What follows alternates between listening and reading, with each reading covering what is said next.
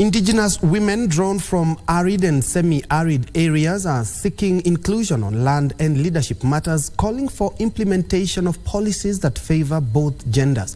Speaking during the 8th Annual National Indigenous Women Conference, the women noted an improvement in land ownership by women, terming it as a success.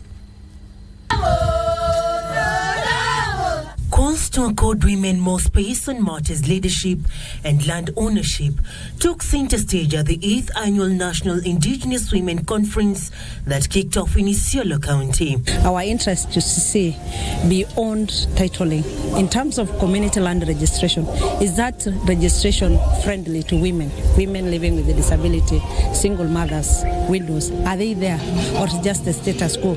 We want any conversation about land and resources to include voices of the indigenous people.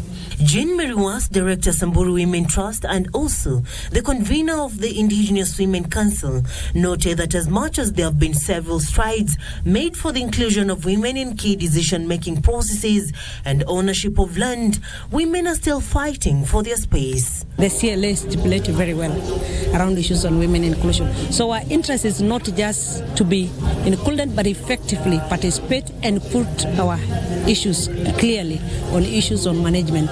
In Oldonyiro, 9 out of 15 women have taken part in elections, and in the whole of Isiolo County, 800 out of 1,500 title deeds issued to the locals were given to women. We make sure that women also are become competitive and they're elected in those boards. And slowly we are moving there because those are right.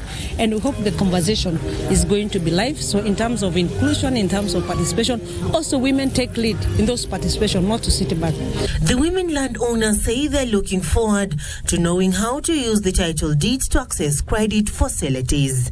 Serafina Robi for Lunchtime News.